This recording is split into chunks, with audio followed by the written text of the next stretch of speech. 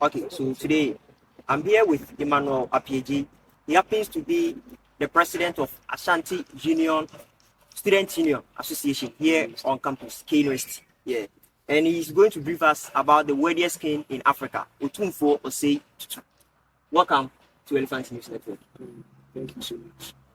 So, Emmanuel Apieji, can you briefly describe yourself to my audience for me?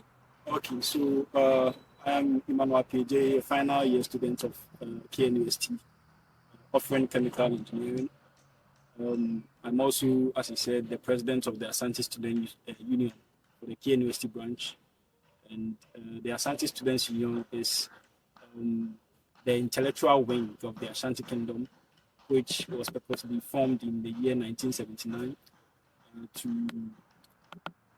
promote, first of all, the rich culture and heritage of the Asante people, and also protect the welfare of the Asante students. So we've been in existence since then, and we have several branches across the campuses in Ghana. We have some in the Legon University of Ghana. We have some in UDS, UHAS, University of Allied Health. So many branches across the country. Yeah, so it is not just a KNUST campus. Yes, it is a big community of Asante students, which always come together to ensure that a common goal is achieved. So, that's very nice. And also, he was born and bred around Menchia Palace, where Otumfour Osei Tutu, the king, resides.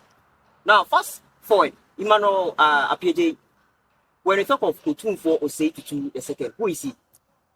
Okay, so before I proceed, I would like to extend my warmest regards and gratitude to our great King and Chancellor, His Royal Majesty Otumfour Osei Tutu II. He has been a great king since he ascended the gold stool. He has proved that indeed he's an exceptional leader, and we really commend him for that. In fact, before he ascended the throne, he was known as Berima Kwekudia. That was his name, yes. And he was his mother was Nana Ofia Kobisewa Ampem, late Asantehene. He is the last born of 5 children, 3 males, 2 females. Yes. So he succeeded his brother, the late Otumfour Pokuale, and he ascended the throne in 26 April 1999. Yes. He was also born on 6 May 1950. So Otumfour, even as a chancellor, we all know, we could attest to the fact that KNUST has gotten its fair share of infrastructural development, and the university has been transformed tremendously. So this is a great king who is revered across the world, not even only Ghana, but even Africa, across the world, across the globe. He is highly revered as a great king, and we really appreciate him for the legacies that he is also living. Okay, that's very nice. Now, we all know of Mansa Musa, the 14th emperor of Mali, Great Mali. We heard that he was one of the wealthiest men in the universe. But recently, attention shifts to Otumfour Osei Tutu regarding the gold around his neck when he sits in public, and also the golden stool that Asante Kingdom has. And it was out there that he's one of the wealthiest kings in Africa. Now, I want to know the role he has played towards the history of our nation. Okay, so when we talk about history of Ghana, I think Asante, to be precise, is one of the few groups of Africa who were able to show fierce resistance to imperialism or colonialism. We all know the impact of colonialism in Africa. So whenever we study African history, we get to therefore know that which people, or when the Africans at some point in time counteracted or opposed the activities of colonialism on the African continent. That is where Asante comes to mind. Asante was able to fight the British for about 5 times in a period of about a century. So this proves that indeed the kingdom of Asante is not just an ordinary group of people living somewhere. And as an embodiment, the embodiment of this history, the culture and the heritage of the Ashanti people, I think he plays a significant role in our history. When we look at how he sells the country to the world. Recently, he went to, I think, one of the festivals in the United States called Memphis in May. They invited him. He took his regalia to the place. He demonstrated African culture, and people were so excited about it. And this adds up to the fact that for me, I never doubt that it also attracts investors across the world because he always sells Africa, he always sells Ghana. So he plays a pivotal role in the development of this country. Who's that much significant? That's very nice. Yeah. With regard to the investments that you talk about, I think he was celebrating Akoside. Yeah. Then we had one actor from Hollywood. Is it Idris Elba? Yes. Yeah, he came over here. That's a very nice. Yes. Now, with your earlier description of Asantehene, you said on the 26th April 1999 he was installed as a king, and now he's also a king. So I think he's celebrating his 25th anniversary now, right? Okay. So can you tell us some of the achievements that he has made towards this nation or the Asante Kingdom? Okay, so the achievements are numerous. In fact, they are numerous. If I don't categorize, I think I'll be mixing them here. So first of all, let's talk about peace. When he ascended the gold stool, just immediately afterwards, I think 2 years afterwards or 3 years, there was this incident at Yendi where the king or overlord of Gabon, you know, the people, the overlord of the Gabon people was murdered brutally. Yes, and it had the potential of destabilizing most part of northern Ghana, which could have also reduced Ghana's rank as one of the most peaceful countries in the world. So his intervention with about 1,000 citizens. Wow. Yes. In fact, he really played with assistance from two overlords from the Ninja and Mampusi overlords. Yes, consisting of the committee of eminent chiefs. Yeah, created by the then President Otumfour. Yes, Otumfour was able to spearhead that committee, and he brought solution to the Yendi crisis. And now we see that Abomba is enjoying good peace, and that is where Tamale, I think it is within that group where Tamale is. We could attest to the fact how Tamale is rapidly growing, yes, developing. So Otumfour, as a father of all, has played a pivotal role in the history and has done so many achievements. So apart from the chieftaincy crisis, even within his kingdom, when he came, the kingdom was developed with a couple of chieftaincy crises, so many of them. And with his wisdom and knowledge, in-depth knowledge in the traditions of the people, he was able to bring up what is known as family tree, where the genealogy of every family is being captured by the palace. So anytime there is dispute on a stew, they just go for it. They are computerized, so they just go for it and everything is resolved. So he has, in fact, proved that he's a modern king. Yes, and even after that, the elections, democratic elections that we often hold. I think 2012 elections, he led the Kumasi Declaration, where all the presidential candidates signed a declaration that they would therefore accept any results that come out after the EC declared. Yeah. So even in 2016, and these were all said from the hostile map, from the presidential candidates and the presidents themselves. Right? They said them themselves. I think GBC made that documentary. People could go and look at. Just recently, they brought out a documentary about the Asantehene commemoration of the 25th anniversary. So a whole lot of peaceful endeavors. Right?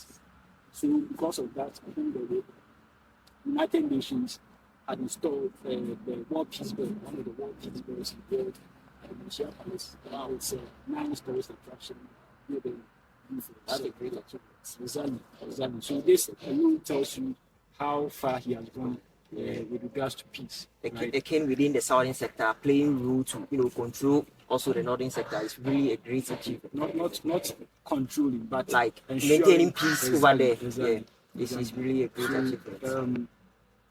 His influence has touched the entire country, not just Ashanti. And one thing, whenever we say Ashanti, people just think it's Ashanti region. No, the Ashanti Kingdom is not Ashanti region. Okay. The regions were created just simply because of government administrative purposes. So for government to have easy governance of the country. The kingdom extends over 7 regions of the country and even beyond it. Right? If you go to Ivory Coast, the Bali people, they still regard the Otumfour as their supreme king. From Ghana to Ivory Coast. Exactly. So that's amazing. And even beyond the shores of Ghana. We have Asante descendants in the Seychelles and the Caribbean. So they all recognize him as their supreme king. So this tells you the extent of his influence and how he is. He's not just like ordinary traditional as some people think.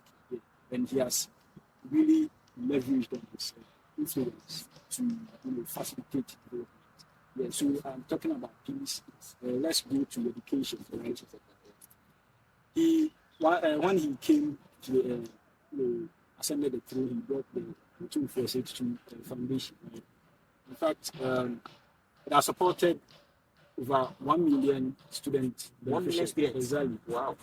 22 years of impact. Over 700 schools. Right? So this alone tells you something. Is it for only those in tertiary or? No, not in whole. Okay.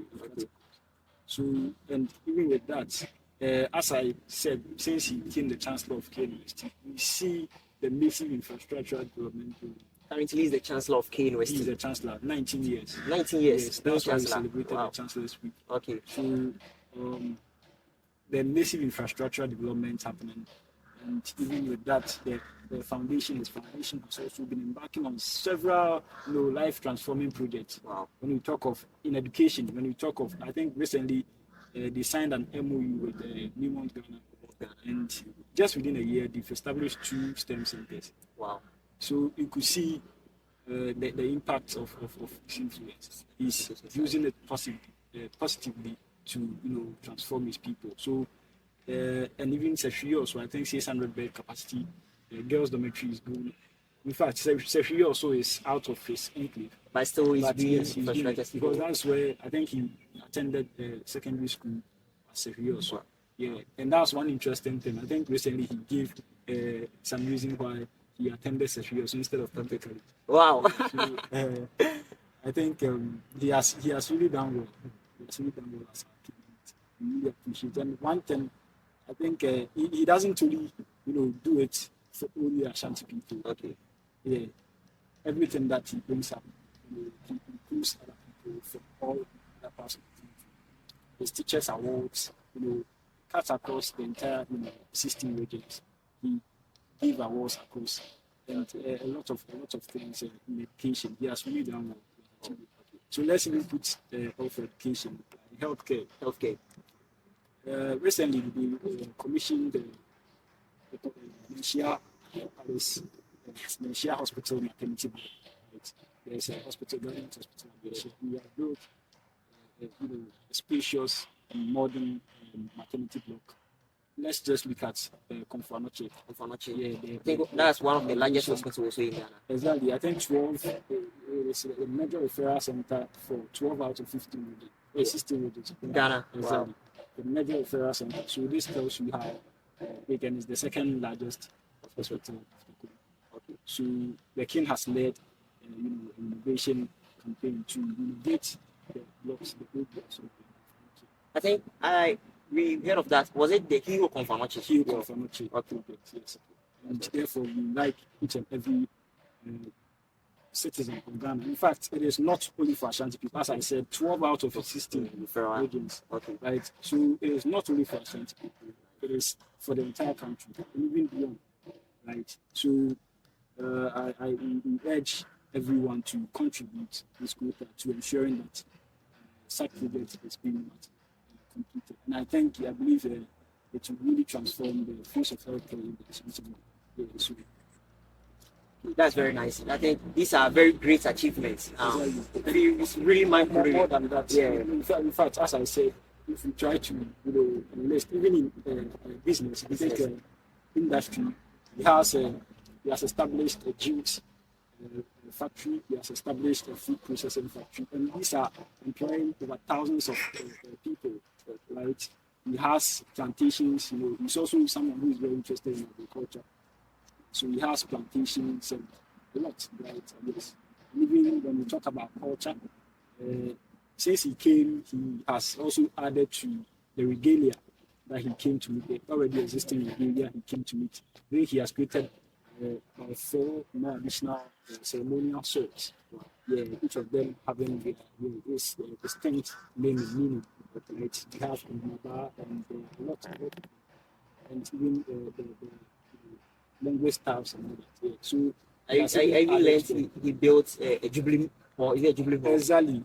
At the Menchia, sorry I couldn't say that. Menchia Palace, just beside the museum. Built. Can you tell us about the sitting capacity over there? The sitting capacity, okay, initially they were saying 7,000. 7,000. I think it's about 2,000 or so. The main hall. Okay. So, in fact, the artistic impressions and the modernity of the hall is on the top notch. Yeah, so he just commissioned it. And not only that, the museum too, he renovated the museum. Wow. In fact, he has renovated the museum.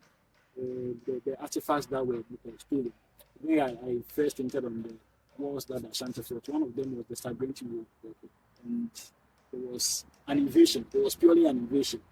Right? The British used the whole year to plan that invasion. The whole year? Exactly. To fight against a kingdom? Exactly. Wow. The whole year. And even calling for reinforcement from different African countries to support the local people they had. I think some of the coastal people were supporting them, and even the hinterlands, and they called for reinforcement to back up their force, and they were superior in weaponry. That was the only factor which led Asante's defeat.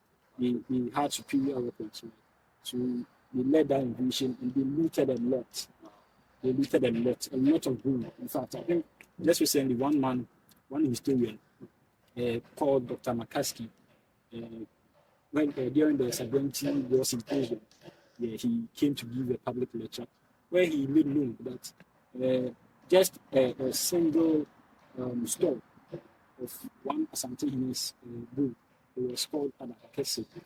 Yes, the Adakese contained gold dust, about 400,000 ounces of gold dust. Wow. Yes.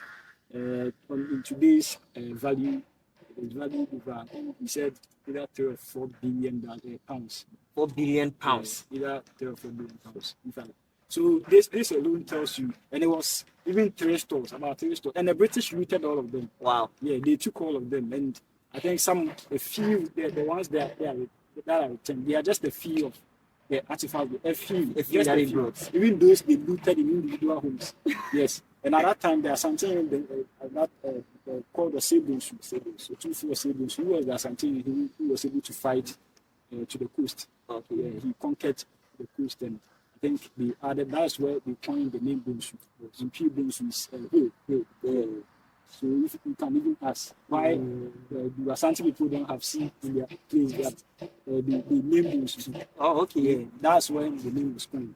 When Osei Bonsu led the war against the coast and he defeated, so he got to the sea and he swam in the sea and he said he has even conquered the sea. Wow. And that's why he gave it. So he built this castle, Osei Bonsu, Osei Bonsu, built this castle called Bonsu. That was his palace, a stone palace. Yes. So they even started their government before they had their independence. Okay. So the Bonsu contained a lot. And at that time, too, the British, some of them were coming as tourists. Meanwhile, they were spies. They were spies. Yes, just coming to look into things and see the world. One man, he came. I think he was the one who went to report in London that, in fact, Ashanti is having a great deal of gold. Wow. For it to start up. So they were looking for an opportunity to loot, to invade the Ashanti Kingdom.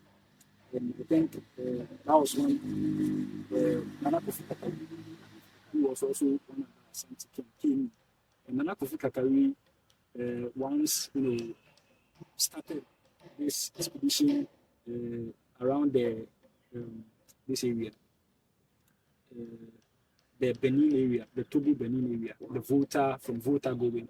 The present day. Dahomey, Okay. Dahomey, yes. He started his campaign, trying to invade that area. And when he started, I think, he sent one of his chiefs called Mebu Abasa. He led that.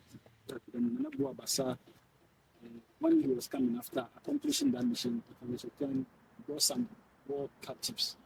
And I think that was where Ramsey was captured. If you know Ramsey, you've heard of him before. Yes, Ramsey. He was a missionary, master missionary. So they captured Ramsey and some.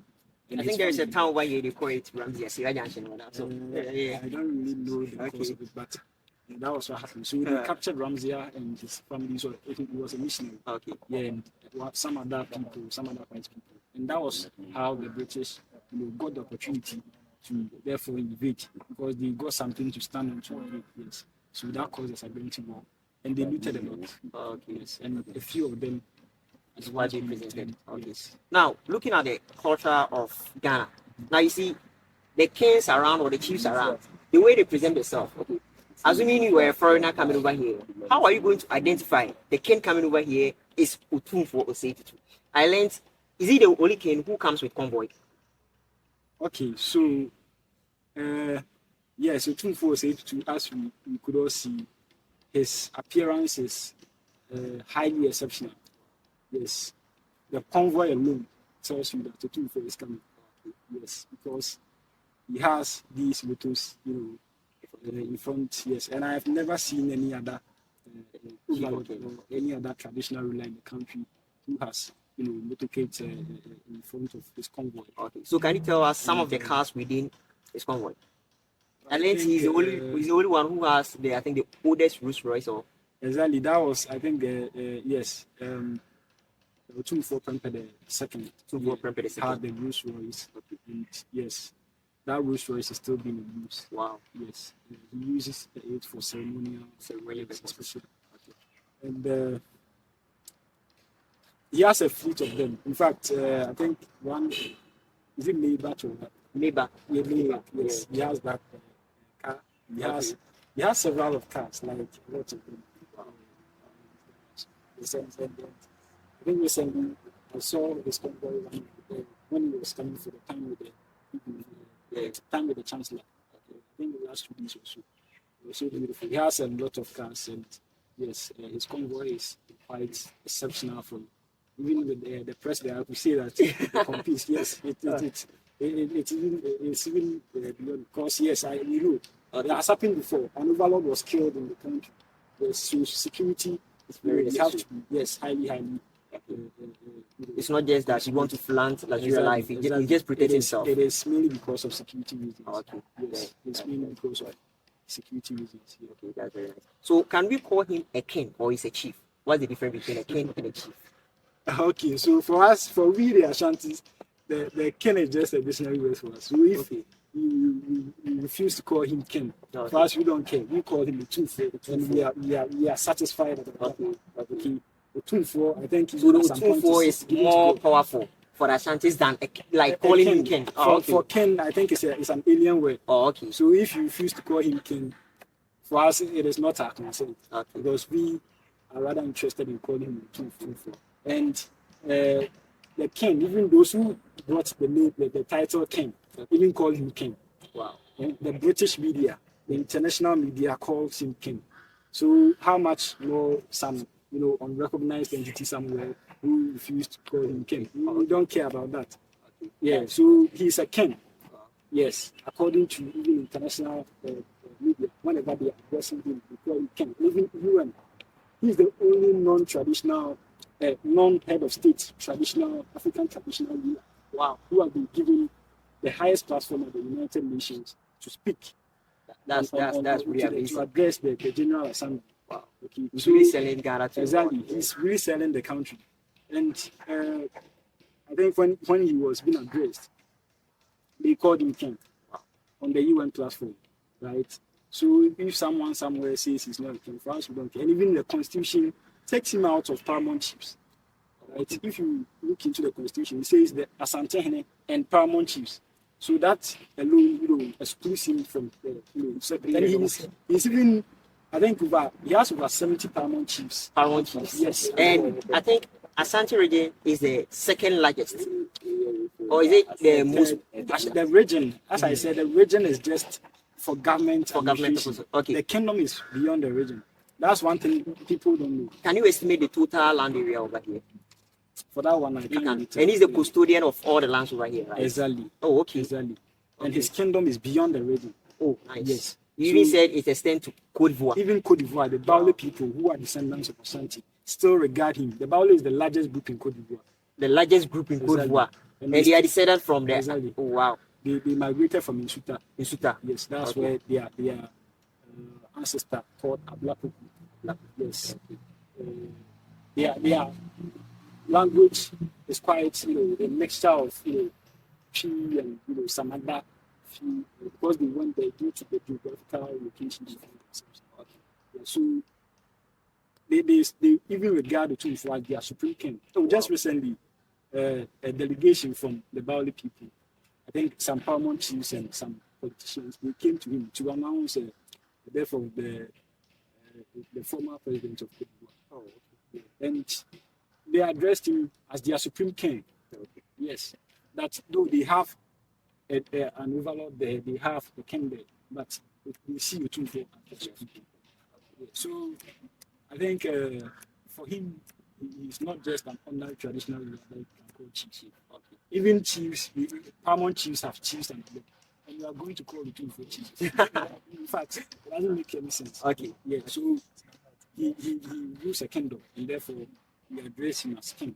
Yeah, but for us, as I said, we don't even like him now because it's just an Indian word. We like only the two for free. So Okay, that's really nice. Now, recently I checked, I think 1,389 bars of goals is exactly a billion. Okay, and when you check the price for the golden stool, they tell you it's priceless. It's priceless. Like you can't really buy. And checking the ounce of gold we are talking of, right? And the gold dust we are talking of, the amount of gold over here. It means, can we call him, like, from this analysis, can we call Otumfour as the wealthiest king in Africa or in the world? Like, with the amount of gold over here. okay, Can we call him that? So first of all, I'll say something about the gold stool. Okay. In fact, the gold stool is a sacred object that we don't joke about in here. Right? Even talk about it, to analyze, to know The price tag concentration for of it, gold okay. and everything. Yeah, no, we don't talk about it. Yeah, because it's a sacred object, and that is the symbol of unity. Symbol of unity. Yes. So for us, we don't translate it into a monetary value. Okay. It's not to be sold. Yes. And even the king has the right to, I think, his buttocks is touched on it 3 times. Only 3 times. Yes, and he doesn't sit on it anymore throughout his lifetime. When he's installed as a king, that is where his buttocks is touched on the golden stool 3 times. That's all. Yes, whenever the king sits, the golden stool sits beside him. Yes, whenever I think tomorrow, God willing, we are displaying it. Yes, so it will be beside him. Yes, he doesn't sit on it, and the golden stool is forbidden. The golden stool touches the ground. So, where do they mostly position the golden stool? Like, is As it I said, it's on a chair. a chair? Traditional Ah, chair. okay. Yeah. Okay. So it doesn't touch the ground. Okay. Yes. And Eh. I hope you know what even arose when the British demanded it. No, what happened? The Asantehene. The Asantehene. That was the Okay. cause. The British demanded the golden stool. And before the Asantehene war, several battles have occurred. But the British were seeking for opportunity to, in fact, completely disintegrate the Asante Kingdom. Wow. Yeah. So finally, a traitor, an Asante, who was a traitor called Kwame Tua, revealed the secret. So is that name bound in Asante region? Exactly. Asante. Kwame Tua is not, for us, we regard it, it's a bad name. Oh, okay. Yeah, because of what he did. So he went to, unveil the secret to the British that before you can, finish Asante, you have to then take the golden stool. Yes, and that caused the Asante. Yes, the Chiman too. yes. He himself, on his way to Nkranza. Nkranza is all part of Asante Kingdom. Okay. So when Nkranza chief died, he was on his way going to Nkranza. I think he passed through Techiman. So he passed through Techiman, but when he went to Techiman, in his palace, he stopped, went to the palace, embraced the Techiman, and everything was settled. So he's a king of peace. As we know. So we believe for sure that he's going to bring peace between the two, for us to have the now back as part of the Asante Kingdom. Okay, sure. Okay. So it was nice Doing not just for Ashanti Kingdom, but the for entire the country in general. And some people are still, always insulting him, criticizing him, subjecting him to, punishing his image and all that. It hurts us. Okay. Yeah, it really hurts us. We should be hurt. Like looking at the achievements he has made within the country and also for his kingdom. Exactly. It's really great that he should be praised rather than condemned. Yeah. Exactly. So that's why we urge people to just do some search. Right? On Facebook, we always fight with them. Yes. Yeah, like I always fighting with them. I mostly see posts of the Ashanti and is it the Doma? Yeah, is it a Bono, right? Doma, not Bono. It's just Doma. Yes, okay. Just, on the show. We are really blessed by your depth of knowledge. Thank you as well. Thank you for giving me such privilege to speak about my king. In fact, I would say it's a duty. Yes, I'm Asante. It's a pure Asante. It's a duty for me to propagate the good works that my king has done. So to our audience, if this is your first time watching Elephant News Network on YouTube, I would like you to like and also subscribe for us.